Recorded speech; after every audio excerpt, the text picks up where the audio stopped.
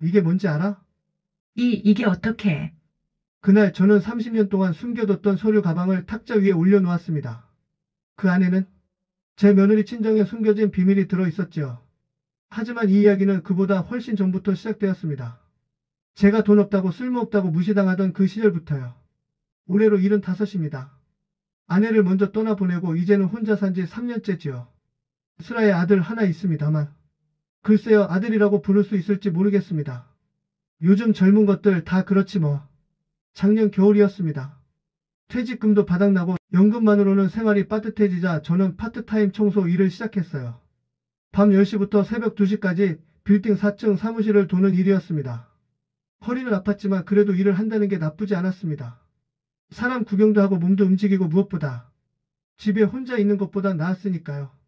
그런데 아들놈이 이 사실을 알고는 전화 한 통 없더군요. 아니 정확히 말하면 전화는 왔습니다. 아버지, 그 나이에 청소를 하신다고요?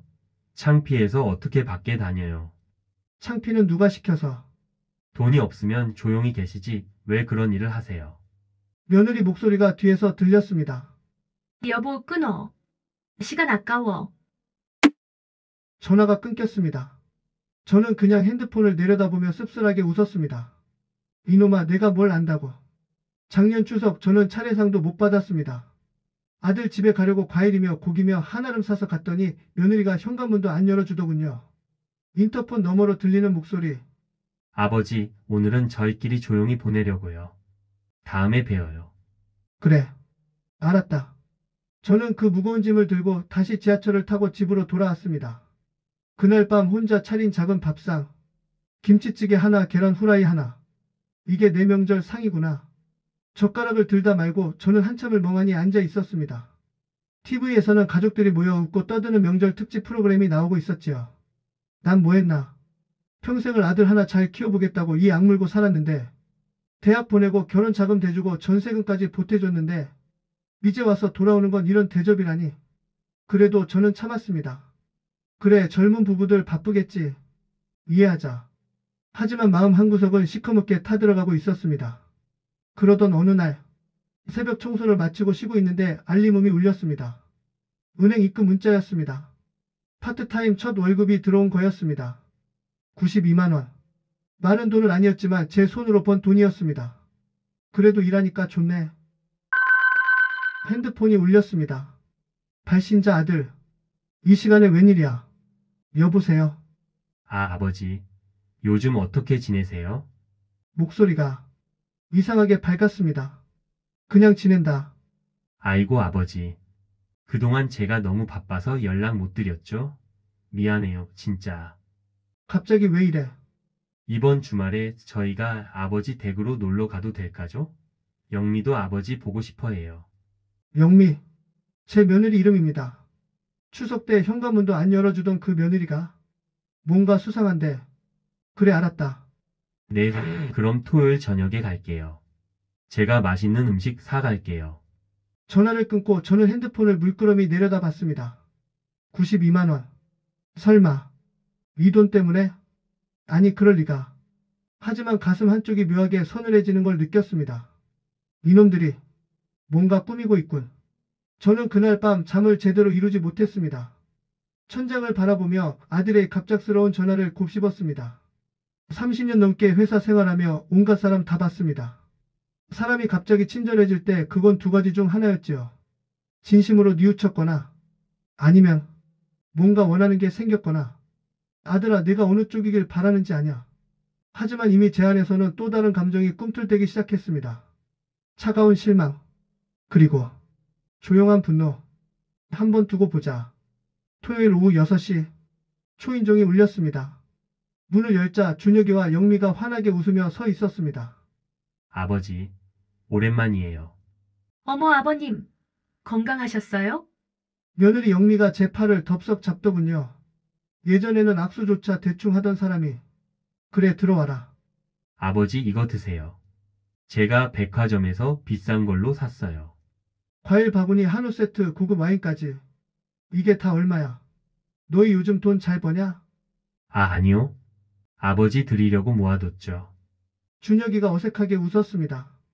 거실에 앉자마자 며느리가 분주하게 움직였습니다.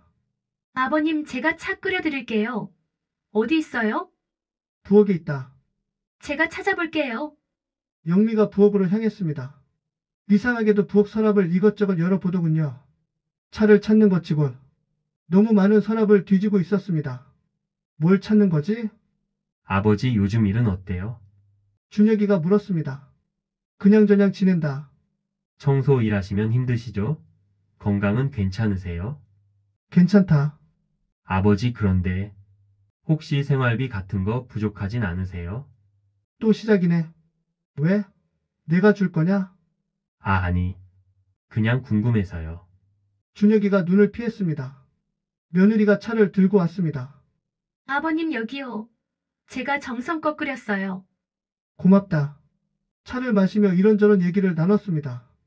아니, 정확히는 준혁이 부부가 저에게 질문 공세를 퍼붓었다고 해야겠네요. 아버지 통장엔 돈 좀 있으세요? 혹시 보험 같은 거 들어놓으신 거 있으세요? 이놈들이 재산 조사를 하고 있구나. 저는 일부러 대충 대답했습니다. 글쎄 잘 모르겠다. 많진 않을 거다. 시간이 흘러 저녁 8시쯤. 저는 일부러 말했습니다. 나 화장실 좀 다녀올게. 네, 아버지. 저는 화장실로 가는 척하다가 복도 모퉁이에 숨었습니다. 그리고 거실을 몰래 지켜봤습니다. 순간 믿기지 않는 광경이 펼쳐졌습니다. 며느리 영미가 재빨리 일어나더니 제 방으로 들어가는 게 아니겠습니까? 빨리 봐. 화장실 다녀오시기 전에. 준혁이가 망을 보고 영미가 제 방을 뒤지기 시작했습니다. 옷장을 열고 서랍을 뒤지고 책장을 뒤졌습니다. 이것들이 제 심장이 빠르게 뛰기 시작했습니다. 하지만 저는 참았습니다. 일부러 물을 내리는 소리를 크게 냈습니다. 콸콸. 아, 나온다. 빨리. 영미가 황급히 방에서 나와 소파에 앉았습니다. 저는 천천히 거실로 돌아왔습니다. 다녀왔다. 네, 아버지. 두 사람은 아무 일 없었다는 듯 웃고 있었습니다. 하지만 영미의 이마엔 땀이 송글송글 맺혀 있었지요. 저는 아무렇지 않은 척 다시 앉았습니다. 너 이제 가봐야 하는 거 아니냐? 아, 네. 시간이 벌써 이렇게 됐네요. 준혁이가 일어섰습니다. 아버지 다음 주에 또 올게요. 아버님, 건강 잘 챙기세요. 현관문이 닫혔습니다. 저는 곧바로 제 방으로 들어갔습니다. 옷장 서랍이 완전히 닫히지 않았고 책장 순서가 바뀌어 있었습니다. 확실해. 이놈들이 뭔가를 찾고 있어. 저는 침대에 앉아 깊은 생각에 잠겼습니다. 파트타임 월급이 들어온 다음부터 갑자기 친절해진 아들 부부. 그리고 오늘 제 집을 뒤진 며느리. 이것들이 내게 돈이 있다고 생각하는 거야. 아니면 뭔가 다른 걸 찾는 건가. 저는 장롱 깊숙한 곳에 숨겨둔 낡은 서류 가방을 떠올렸습니다. 설마 그걸 알고 있는 건 아니겠지. 하지만 불안했습니다. 며느리의 눈빛이 뭔가 알고 있는 듯한 느낌이었거든요. 알아봐야겠어. 저는 핸드폰을 꺼내 오래된 전화번호를 찾았습니다. 김만식 부장. 30년 전 함께 일했던 동료. 지금은 신용조사 사무소를 운영한다고 들었습니다. 김 부장한테 부탁해야겠어. 며느리 집안 배경을 좀 알아봐야겠어. 그날 밤 저는 잠을 이루지 못했습니다. 천장을 바라보며 생각했습니다. 준혁이와 영미, 제 아들과 며느리. 그들이 대체 무엇을 원하는 걸까요? 돈? 아니면 다른 무언가? 한번 파헤쳐 보자. 이놈들이 뭘 노리는지. 창밖으로 새벽이 밝아오고 있었습니다. 하지만 제 마음속엔 어두운 의심이 자라나고 있었습니다. 준혁아, 영미야. 너희가 뭘 숨기고 있는지 아빠가 다 밝혀낼 거다. 다음날 아침, 저는 평소보다 일찍 일어났습니다. 어젯밤 며느리가 제 방을 뒤지던 모습이 머릿속을 떠나지 않았습니다. 이놈들 대체 뭘 찾는 거야? 커피를 마시며 저는 오래된 수첩을 꺼냈습니다. 30년 전 회사 생활할 때 쓰던 수첩. 저는 핸드폰을 들었습니다. 여보세요? 김 부장? 나야, 박철수. 철수 형님? 세상에 이게 얼마만이야? 미안하네. 갑자기 연락해서. 아니에요. 무슨 일이세요? 저는 잠시 망설이다가 입을 열었습니다. 부탁이 하나 있어서 그러는데 사람 신원조사 같은 거 아직도 하나? 물론이죠. 그게 제 일인데요. 혹시 무슨 일 있으세요? 말하자면 길어. 만나서 얘기하면 안 될까? 좋습니다. 오늘 오후에 사무실로 오세요. 오후 2시. 저는 김 부장의 사무실을 찾았습니다. 해결신용정보사무소. 작은 간판이 걸려 있었습니다. 형님, 어서 오세요. 김 부장이 반갑게 맞이했습니다. 오랜만이야, 김 부장. 앉으세요. 차 드실래요? 고맙네. 저는 며칠간 있었던 일들을 차근차근 설명했습니다. 파트타임을 시작한 후 갑자기 친절해진 아들 부부. 어제 며느리가 제 집을 뒤진 일. 그리고 제가 느낀 불안감. 김 부장은 심각한 표정으로 들었습니다. 형님 며느리가 뭔가 찾고 있었던 거네요. 그래. 그게 뭔지는 모르겠지만 느낌이 안 좋아. 며느리 이름이 뭐죠? 최영미. 친정 정보는요? 저는 잠시 생각했습니다. 바깥 사돈이 최동욱이었나? 직업은요? 경기도 평택에서 금속 공장을 한다고 들었어. 김 부장이 컴퓨터를 켜고 타자를 치기 시작했습니다. 일단 기본 정보부터 찾아볼게요. 몇 분이 지났습니다. 나왔습니다. 진짜금속 대표 최동우. 평택에 공장 있고 직원 10명, 연 매출 100억 정도 되네요. 100억? 그 정도면 큰 회사 아닌가? 넷, 작은 회사는 아니죠. 그런데 이상한 게 있어요. 김 부장이 모니터를 가리켰습니다. 이 사람 1995년에 회사 설립했는데 초기 자본금이 20억입니다. 20억? 1995년에 20억이면 엄청난 돈이죠. 그런데 그 전 직장 경력을 보니 김 부장이 화면을 스크롤했습니다.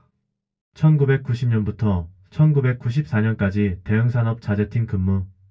형님, 여기 형님 다니시던 회사 아닌가요? 뭐? 제 심장이 쿵 내려앉았습니다. 김 부장, 그 사람 과거 이름 알 수 있나? 과거 이름요? 왜요? 혹시 개명한 게 아닐까 싶어서. 김 부장이 다시 검색했습니다. 잠깐만요. 있네요. 1995년 3월 개명 신고. 구성명 최동식. 최동식. 그 이름을 듣는 순간 30년 전 기억이 홍수처럼 밀려왔습니다. 1994년 여름. 대흥산업에서 터진 23억 원 횡령 사건. 자재팀 과장 최동식. 허위 발주로 회사 돈을 빼돌렸고 결국 도주했던 그 사람. 저는 당시 감사팀에 있었고 그 사건을 직접 조사했었습니다. 그 최동식이 내 사돈이었어? 형님 괜찮으세요? 얼굴이 새하얗게 됐는데. 저는 떨리는 손으로 물잔을 들었습니다. 김 부장. 그 최동식 1994년에 횡령 혐의로 수배된 사람 아닌가? 어떻게 아세요? 김 부장이 다시 검색했습니다. 맞네요. 1994년 업무상 횡령으로 수배. 2000년 공소시효 만료. 이럴 수가. 제 며느리 아버지가 바로 그 횡령범이었던 겁니다. 30년 전 제가 직접 조사했던 그 사건의 범인. 그리고 그 사람이 개명까지 해서 지금껏 숨어 살고 있었던 거죠. 형님 이거 엄청난 문제인데요. 그래. 저는 깊게 숨을 내쉬었습니다. 그래서 영미가 내 집을 뒤진 거구나. 며느리는 혹시 제가 아버지의 과거를 알고 증거를 가지고 있을까 봐 두려웠던 겁니다. 그래서 제 방을 뒤지고 뭔가를 찾으려 했던 거죠. 김 부장, 최영미에 대해서도 좀 알아봐 줄 수 있나? 며느리요? 응. 뭔가 더 숨기고 있을 것 같아. 알겠습니다. 일주일 정도 시간 주세요. 사무실을 나서며 저는 휴대전화를 꺼냈습니다. 손이 떨렸습니다. 준혁이 결혼식 때 처음 봤던 그 사람. 최동욱이라고 소개했던 그 사람. 알고 보니 30년 전 횡령범 최동식이었어. 30년이 지나고 나이도 들고 개명까지 해서 저는 알아보지 못했던 겁니다. 당시 조사할 때도 저는 서류만 봤지 최동식을 직접 대면한 적은 없었으니까요. 그래서 못 알아봤구나. 집으로 돌아오는 길. 저는 곧장 장롱으로 향했습니다. 제일 깊숙한 곳 이불 더미 아래. 낡은 가죽 서류 가방이 있었습니다. 먼지를 털어내고 꺼냈습니다. 잠금 장치를 열고 가방을 열었습니다. 30년 전 서류들이 그대로 보관되어 있었습니다. 대흥산업 횡령 사건 내부 조사 보고서. 최동식의 허위 발주 내역. 횡령 자금이 빠져나간 은행 계좌. 모든 증거가 여기 있었습니다. 저는 당시 감사팀장으로서 이 자료들의 사본을 보관하고 있었던 겁니다. 언젠가 쓸 날이 올 거라고 생각했는데 설마 내 며느리 친정에 쓸 줄이야. 서류를 천천히 넘기며 저는 냉소를 지었습니다. 최영미, 내가 내 방을 뒤진 이유를 이제 알겠어. 내 아버지 과거가 들킬까 봐 두려웠던 거지. 핸드폰이 울렸습니다. 아들이었습니다. 아버지, 저 준혁이에요. 다음 주 일요일에 저희랑 외식하실래요? 또 시작이군. 좋다. 감사합니다. 그럼 그때 뵐게요. 전화를 끊고 저는 서류 가방을 다시 장롱에 넣었습니다. 아직은 때가 아니야. 좀 더 지켜봐야 해. 이놈들이 얼마나 뻔뻔한지. 창밖을 바라보니 해가 지고 있었습니다. 30년 전 사건, 그리고 지금의 상황. 모든 것이 연결되기 시작했습니다. 최동식, 최영미, 너희가 뭘 숨기든 난 이미 다 알고 있어. 일주일이 흘렀습니다. 그 사이 저는 평소처럼 새벽 청소 일을 다녔고 아들과는 몇 차례 더 통화를 했습니다. 매번 똑같았습니다. 아버지 건강은 어때요? 생활비는 충분하세요. 이놈들 정말 끈질기네. 일요일 저녁, 약속대로 아들 부부와 외식 자리가 마련됐습니다. 강남의 고급 한정식집, 1인 10만 원이 넘는 곳이었지요. 아버님, 여기 음식 정말 맛있어요. 제가 예약하느라 고생했답니다. 며느리 영미가 환하게 웃으며 메뉴판을 건넸습니다. 돈은 어디서 났대? 음식이 나오고 우리는 식사를 시작했습니다. 한참 먹다가 며느리가 조심스럽게 입을 열었습니다. 아버님, 그동안 저희가 아버님께 소홀했던 것 같아요. 정말 죄송해요. 괜찮다. 아니에요. 저희가 너무 바빴다는 핑계로. 진짜 죄송해요. 준혁이도 거들었습니다. 아버지 앞으로는 자주 뵙겠습니다.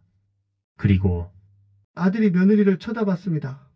며느리가 고개를 끄덕이며 가방에서 봉투 하나를 꺼냈습니다. 아버님, 이거 받아주세요. 이게 뭐냐? 용돈이에요. 많지는 않지만. 봉투를 열어보니 50만 원이 들어 있었습니다. 이제 돈까지 주는군. 아니다. 나 돈 필요 없어. 아이고, 아버님. 그래도 자식이 드리는 건데요. 괜찮다고 했다. 저는 봉투를 도로 밀었습니다. 순간 며느리의 얼굴에 짜증이 스쳤습니다. 아주 잠깐이었지만 저는 놓치지 않았지요. 본색이 나오기 시작하는군. 아버님, 혹시 요즘 특별히 지출하실 일 있으세요? 며느리가 다시 물었습니다. 없다. 그럼 파트타임 월급은 다 어디에 쓰세요? 드디어 본심이 나오는구나. 그냥 생활비로 쓴다. 아, 그러시구나. 그런데 아버님, 혹시 며느리가 주위를 살피더니 목소리를 낮췄습니다. 혹시 어디 저축해 두신 돈 같은 거 있으세요? 역시 저는 젓가락을 내려놓고 며느리를 똑바로 쳐다봤습니다. 왜? 그게 왜 궁금하냐? 아, 아니. 그냥 아버님이 노후 준비를 잘하고 계신가 궁금해서요. 영미야. 제가 며느리의 이름을 불렀습니다. 며느리의 눈빛이 흔들렸습니다. 너 지난번에 내 방 뒤졌지? 네. 내 옷장 뒤지고 서랍 열고. 며느리 얼굴이 하얗게 질렸습니다. 아, 아버님. 그게 아니라. 그만하세요. 준혁이가 끼어들었습니다. 아버지 오해세요. 영미가 그냥 아버지 방 정리 좀 해드리려고. 정리? 주인 허락도 없이? 저는 냉소를 지었습니다. 너희들 내가 뭘 숨기고 있다고 생각하는 거지? 아버지 무슨 말씀을? 솔직하게 말해봐. 너희가 원하는 게 뭐냐? 침묵이 흘렀습니다. 며느리가 입술을 깨물더니 갑자기 태도를 바꿨습니다. 좋아요. 솔직하게 말씀드릴게요. 영미가 팔짱을 끼고 앞으로 몸을 기울였습니다. 아버님, 숨긴 재산 있으시죠? 뭐? 아버님이 30년 넘게 대기업 다니셨잖아요. 퇴직금도 받으셨고. 근데 그 돈이 다 어디 갔어요? 인연이 지금 연금이랑 파트타임으로는 생활이 안 될 텐데, 그렇게 여유롭게 사시는 거 보면 분명 어딘가 숨겨둔 돈이 있는 거 아니에요? 준혁이가 아내를 말렸습니다. 영미야 그만해. 왜? 우리도 권리가 있잖아. 아버님이 돌아가시면 어차피 우리가 받을 건데, 미리 좀 알면 어때? 저는 조용히 웃었습니다. 드디어 본색을 드러내는구나. 영미야, 내 친정은 어디더라? 갑작스러운 질문에 며느리가 당황했습니다. 그건 왜요? 친정아버지 성함이 뭐지? 갑자기 그건 왜요? 저는 가방에서 오래된 서류 하나를 꺼냈습니다. 며칠 전 김 부장에게 받은 자료였지요. 이게 뭔지 알아? 서류를 탁자 위에 펼쳤습니다. 1994년 대형산업 자재팀 횡령 사건 요약 보고서. 범인 최동식. 횡령 금액 23억 원. 며느리 얼굴이 사색이 됐습니다. 이게 어떻게? 내 친정아버지가 횡령한 돈으로 지금 공장 차렸지? 그 사실 내가 다 알고 있어. 그건 시효가 끝났으니까 법적으로는 문제 없겠지. 하지만 저는 며느리를 똑바로 쳐다봤습니다. 내가 그 사실을 숨기고 우리 집안에 들어온 거 준혁이는 알고 있니? 준혁이가 어리둥절한 표정으로 아내를 쳐다봤습니다. 영미야, 이게 무슨 소리야? 며느리는 아무 말도 하지 못했습니다. 아버지 이게 대체. 내 장인어른이 횡령범이다. 그 돈으로 지금까지 잘 살아온 거고. 저는 자리에서 일어섰습니다. 준혁아, 영미야. 너희가 날 무시하고 돈만 밝히는 동안 나는 다 지켜보고 있었다. 아버지, 아직 끝난 게 아니다. 이건 시작일 뿐이야. 저는 계산을 하고 식당을 나섰습니다. 뒤에서 며느리의 울음소리와 아들의 다그치는 목소리가 들렸지만 저는 돌아보지 않았습니다. 이제부터가 진짜다. 사흘이 지났습니다. 아들에게서 전화가 한 통 왔습니다. 아버지 저 준혁이에요. 목소리가 무거웠습니다. 그래, 아버지 죄송합니다. 제가 영미한테 다 들었어요. 그래서? 영민의 집안일은 정말 몰랐어요. 저도 충격받았습니다. 이제 와서 변명이냐? 준혁아, 내가 정말 몰랐을까? 진짜 몰랐습니다, 아버지. 그럼 왜 갑자기 나한테 친절했냐? 왜 내 방을 뒤졌냐? 그건 준혁이가 말을 잇지 못했습니다. 솔직하게 말해봐. 영미가 그랬어요. 아버지가 숨겨둔 재산이 있을 거라고. 역시. 그래서 너는 아내 말만 믿고 날 의심한 거냐? 죄송합니다, 아버지. 저는 한숨을 내쉬었습니다. 준혁아, 이번 주말에 우리 집으로 와라. 영미도 데리고. 네? 할 얘기가 있다. 토요일 오후 2시. 아버지 그런데 끊는다. 전화를 끊고 저는 장롱으로 향했습니다. 서류 가방을 다시 꺼내 탁자 위에 올려놓았습니다. 이제 진짜 카드를 보여줄 시간이다. 토요일 오후. 초인종이 울렸습니다. 문을 열자 준혁이와 영미가 서 있었습니다. 영미의 얼굴은 헬쑥했고 눈가에는 다크서클이 짙게 깔려 있었지요. 들어와. 두 사람은 조용히 거실로 들어왔습니다. 탁자 위에는 이미 낡은 가죽 서류 가방이 놓여 있었습니다. 앉아라. 준혁이와 영미가 소파에 앉았습니다. 저는 가방을 천천히 열었습니다. 먼지가 날리고 오래된 서류 냄새가 코를 찔렀습니다. 이게 뭔지 알아? 두 사람은 대답하지 못했습니다. 저는 서류 뭉치를 하나씩 꺼내기 시작했습니다. 1994년 8월 15일 대응산업자재팀 과장 최동식 허위 발주를 통한 회사 자금 횡령. 1994년 9월 3일 횡령 금액 총 23억 원 확인. 1994년 10월 12일 최동식 도주. 수배령 발동. 서류가 하나씩 탁자 위에 쌓여갔습니다. 영미의 얼굴이 점점 하얗게 변했습니다. 그리고 이게 결정적이지.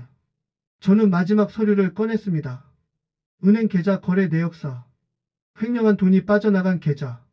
그리고 그 돈으로 1995년에 설립된 회사. 진짜금속. 영미야, 그게 내 친정회사 이름 아니냐? 영미가 입술을 떨었습니다. 아버님. 그건 시효가 끝났으니까 괜찮다고 생각했지? 법적으로는 문제 없다고? 저는 냉소를 지었습니다. 하지만 영미야, 세상에는 법보다 무서운 게 있어. 바로 사람들의 입이지. 무슨 말씀이세요? 이 서류들 내가 언론사에 넘기면 어떻게 될까? 내 친정 거래처들이 알면? 직원들이 알면? 영미가 벌떡 일어섰습니다. 안 돼요. 그러시면 안 돼요. 왜? 넌 내 방을 뒤지고 날 무시하고 돈만 밝혔는데? 그건 제가 잘못했어요. 정말 죄송해요. 영미가 무릎을 꿇었습니다. 아버님 제발이요. 우리 아버지는 이제 나이도 많으시고 회사도 정상적으로 운영하고 있어요. 정상적으로? 횡령한 돈으로? 저는 천천히 서류를 다시 가방에 넣기 시작했습니다. 영미야, 나는 이 서류를 30년 동안 가지고 있었어. 언제가 쓸 날이 올까 싶어서. 그런데 그게 내 며느리 친정이었을 줄은 몰랐지. 준혁이가 떨리는 목소리로 물었습니다. 아버지, 그럼 어떻게 하실 거예요?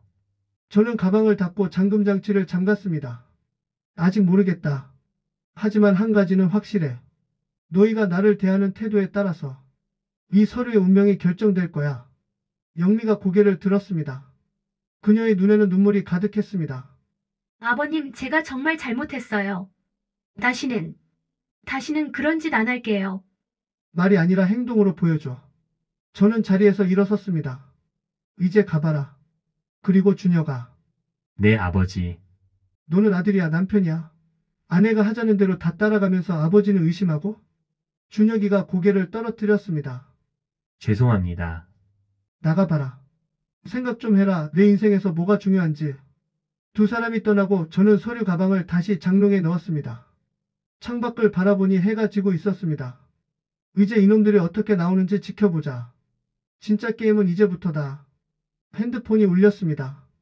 김 부장이었습니다. 형님, 추가 조사 결과 나왔습니다. 말해봐. 며느리 최영미. 결혼 전에 사기 전과가 하나 있습니다. 뭐? 2010년 다단계 판매 사기 공범으로 기소유예 처분받았어요. 저는 천천히 미소를 지었습니다. 영미야, 너 끝났다. 일주일 후, 저는 김 부장으로부터 며느리의 과거 자료를 받았습니다. 2010년 다단계 판매 사기 공범, 피해자 12명, 피해 금액 3천만 원. 기소유예로 끝났지만 범죄 기록은 남아 있었지요. 이걸 준혁이한테 보여줘야 하나. 고민하던 차에 아들에게서 전화가 왔습니다. 아버지, 저 준혁이에요. 그래, 아버지, 이번 주말에 한 번만 더 만나주실 수 있을까요? 영미가 아버지께 직접 사과드리고 싶대요. 또 무슨 수작이야. 알았다. 토요일에 우리 집으로 와라. 토요일 오후, 초인종이 울렸습니다. 문을 열자 준혁이와 영미가 서 있었습니다. 그런데 영미의 태도가 달랐습니다. 지난번에 그 굴복한 모습은 온데간데없고 오히려 당당한 표정이었지요. 뭔가 이상한데. 아버지, 들어가도 될까요? 그래. 거실로 들어선 영미가 가방에서 서류 뭉치를 꺼냈습니다. 아버님, 이번엔 제가 준비한 게 있어요. 뭐? 영미가 서류를 탁자 위에 펼쳤습니다. 아버님이 가지고 계신 그 서류들, 시효 끝난 거 맞죠? 그래서? 법률 자문 받았어요. 공소시효가 끝난 사건의 증거 자료를 유포하면 명예훼손으로 역고소당할 수 있대요. 저는 미소를 지었습니다. 겨우 그런 걸 가지고 왔나? 영미야, 내가 법을 공부했구나. 네. 그리고 하나 더요. 영미가 또 다른 서류를 꺼냈습니다. 아버님이 가지고 계신 그 자료들, 회사 기밀 문서잖아요. 퇴직하실 때 반납했어야 하는 거 아니에요? 그건 사본이다. 사본이라도 마찬가지예요. 무단 유출이죠. 제가 대흥산업법무팀에 확인했어요. 인연이 거기까지. 아버님이 그 서류 공개하시면 저도 가만히 있지 않을 거예요. 아버님을 업무상 비밀 누설로 고소할 수 있어요. 준혁이가 아내를 말렸습니다. 영미야, 그만해. 왜? 우리도 할 말은 해야지. 영미가 목소리를 높였습니다. 아버님, 솔직히 말씀드릴게요. 우리 아버지가 그 일 하신 거 잘못된 거 맞아요. 하지만 그게 30년 전 일이에요. 이미 다 끝난 일이고 우리 아버지는 그 뒤로 성실하게 사업하셨어요. 그런데 아버님은 뭐예요? 30년 동안 그 서류 숨겨두고 이제 와서 그걸로 우릴 협박하시는 거예요? 협박. 저는 조용히 웃었습니다. 영미야, 내가 내 방 뒤진 건? 그건 제가 잘못했어요. 인정해요. 그런데 넌 그 잘못을 사과하는 게 아니라 나를 고소하겠다고? 우리도 살아야죠. 영미가 턱을 치켜들었습니다. 아버님이 그 서류 공개하시면 우리 친정회사 망해요. 거래처들 다 떠나가고 직원들 다 나가고. 그럼 저희 집안은 어떻게 돼요? 준혁이 직장도 불안정한데 우리 애들은? 애들? 너희 애가 있었나? 영미가 당황했습니다. 아, 앞으로 생길 애들 말이에요. 저는 천천히 자리에서 일어났습니다. 영미야, 너 2010년에 뭐 했지? 네. 다단계 판매 사기, 기소유예, 피해자 12명. 영미의 얼굴이 굳었습니다. 준혁이가 아내를 쳐다봤습니다. 영미야, 그게 무슨 소리야? 아, 아니야. 그건 나한테 거짓말했어? 전과 없다고 했잖아. 기소유예라고. 전과 아니야. 부부가 다투기 시작했습니다. 저는 조용히 그 모습을 지켜봤습니다. 준혁아, 제가 아들을 불렀습니다. 네, 아버지. 너 지금 선택해야 할 때다. 무슨 말씀이세요? 내 아내가 나를 고소하겠다는데 너는 어느 편이냐? 준혁이가 입술을 깨물었습니다. 아버지, 솔직하게 대답해봐. 너한테 나는 뭐냐? 그냥 돈 줄이냐 아니면 아버지냐?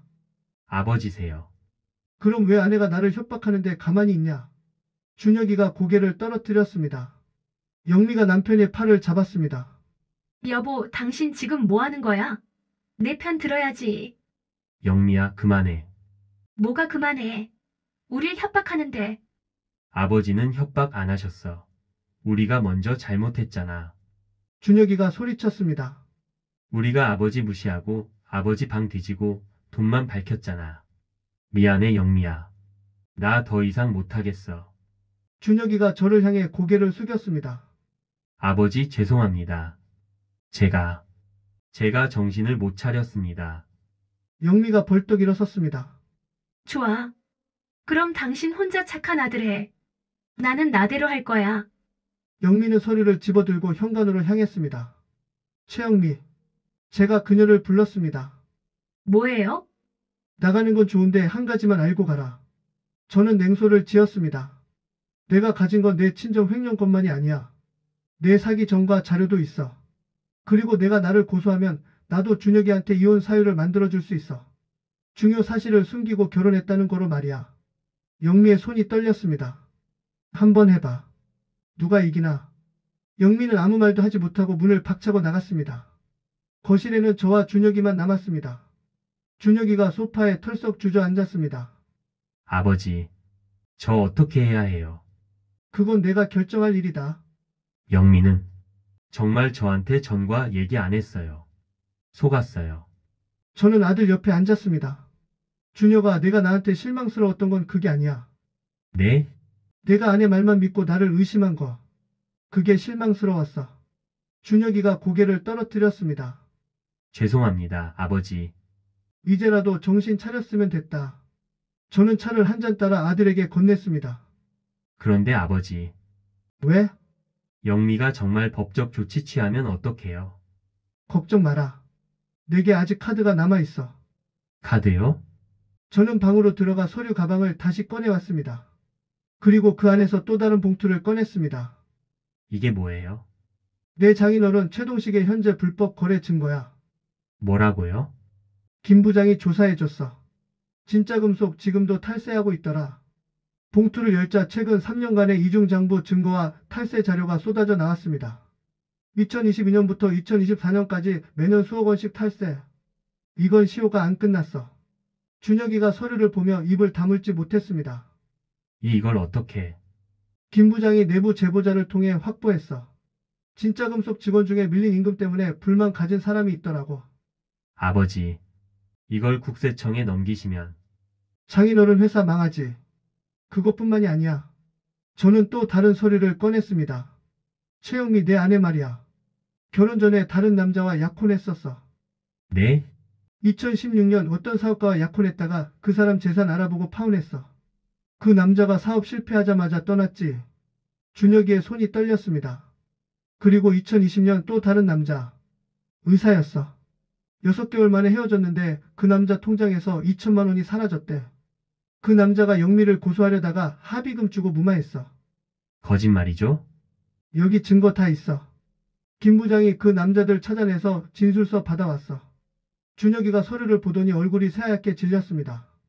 내 아내는 말이야, 준혁아. 처음부터 돈만 보고 남자를 골라왔어. 너도 마찬가지였고.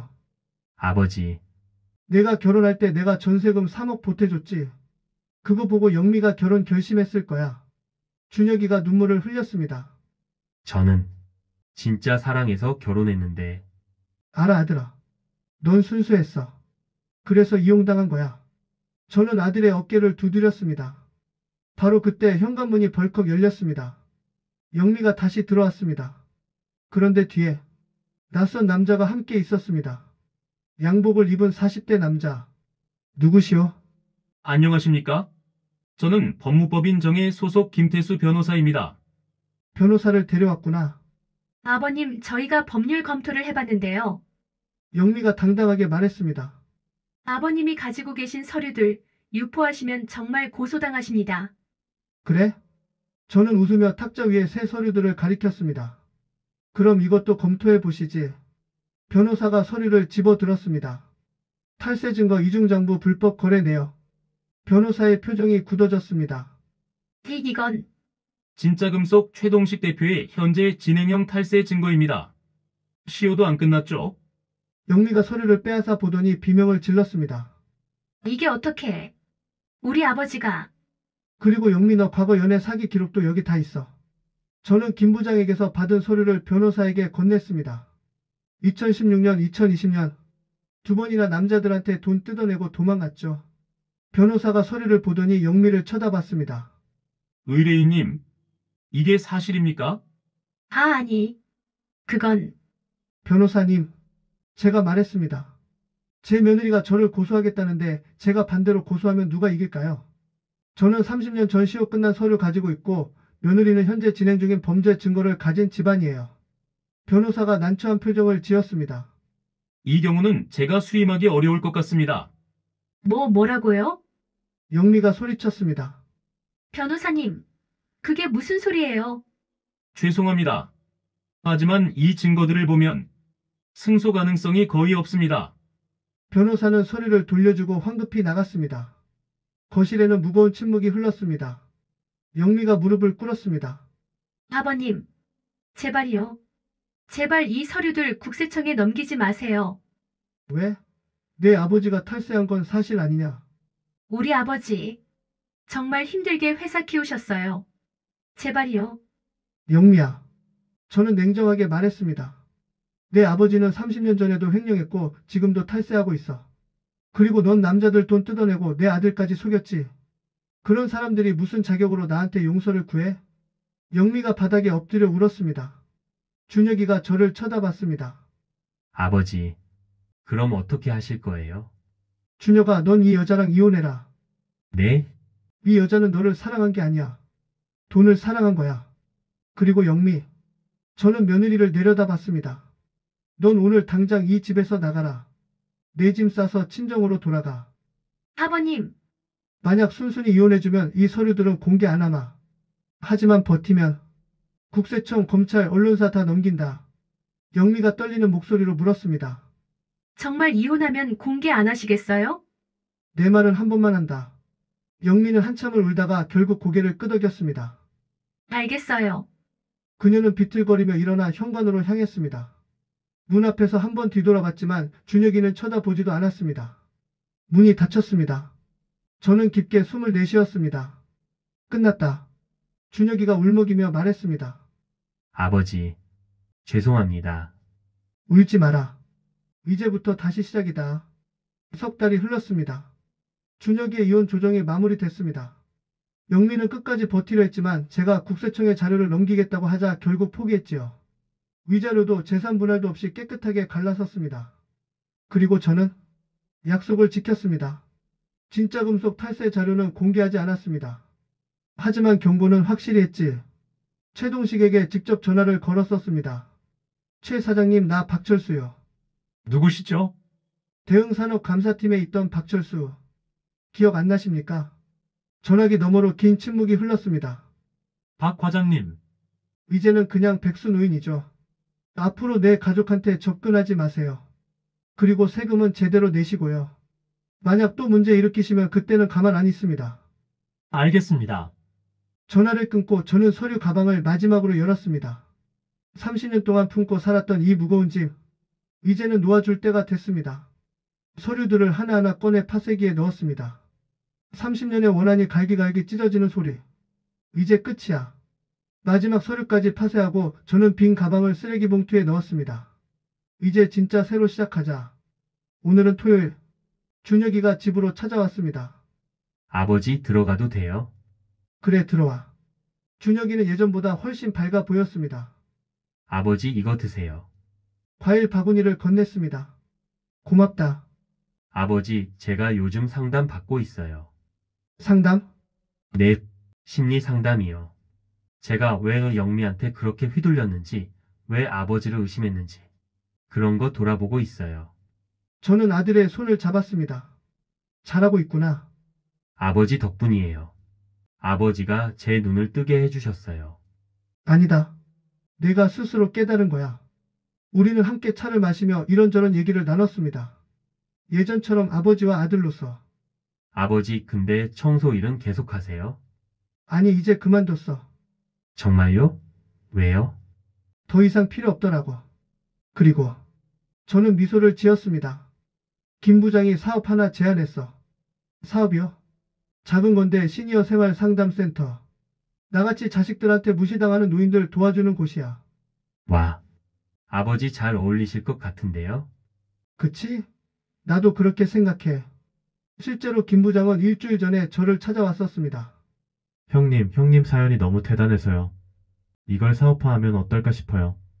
사업화? 요즘 자식들한테 무시당하고 사는 노인들 많거든요. 그런 분들한테 법률 자문도 해주고 심리 상담도 해주고 형님이 센터장 하시면 딱일 것 같아요. 처음엔 고민했습니다. 내가 그럴 자격이 있나?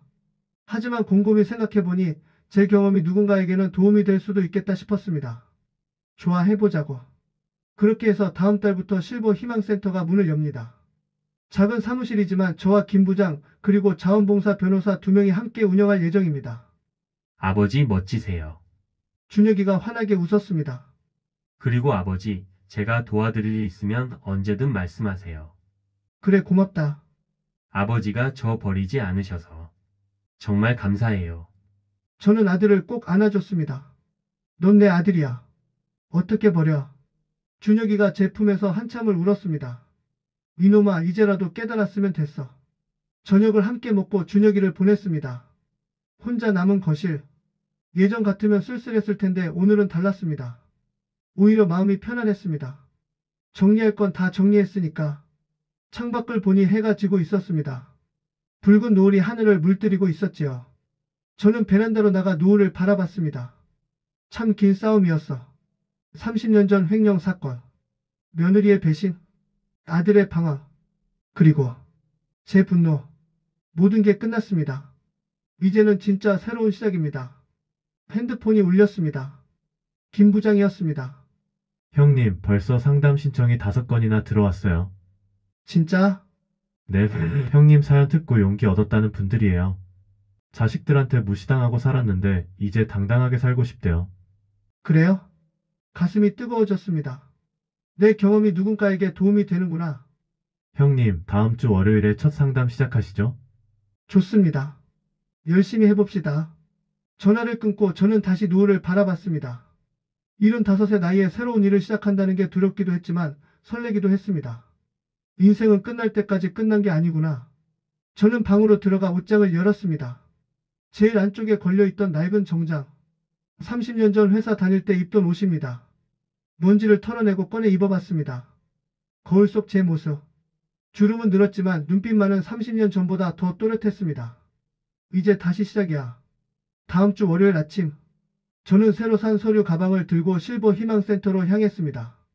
30년 전 그 무거운 가방은 버렸지만 새 가방은 가볍고 든든했습니다. 사무실 문을 열자 김 부장이 환하게 웃으며 맞이했습니다. 형님, 오셨어요. 그래, 시작해봅시다. 창밖으로 햇살이 쏟아져 들어왔습니다. 오늘도 내일도 저는 당당하게 살아갈 겁니다. 무시당하고 배신당했지만 결국 이긴 사람으로서, 그리고 같은 아픔을 겪는 분들에게 희망을 주는 사람으로서. 인생 2막 이제 시작이다. 첫 상담자가 들어왔습니다. 70대 할머니였습니다. 자식들이 저를 너무 무시해요. 어떻게 하면 좋을까요? 저는 그분의 손을 잡았습니다. 괜찮습니다. 제가 도와드리겠습니다. 당신은 혼자가 아니에요. 할머니가 눈물을 흘렸습니다. 저도 모르게 눈시울이 뜨거워졌습니다. 그래, 이거야. 이게 내가 해야 할 일이야. 오후 햇살이 사무실을 따뜻하게 비췄습니다. 저는 새로운 인생을 당당하게 살아가고 있습니다. 오늘 아침 마신 따뜻한 차 한 잔, 손주의 작은 손길, 오래된 친구와의 짧은 통화. 이런 순간들이 모여 우리의 오늘을 만듭니다. 특별한 일이 없어도 괜찮습니다. 우리가 살아있다는 것 자체가 특별하니까요.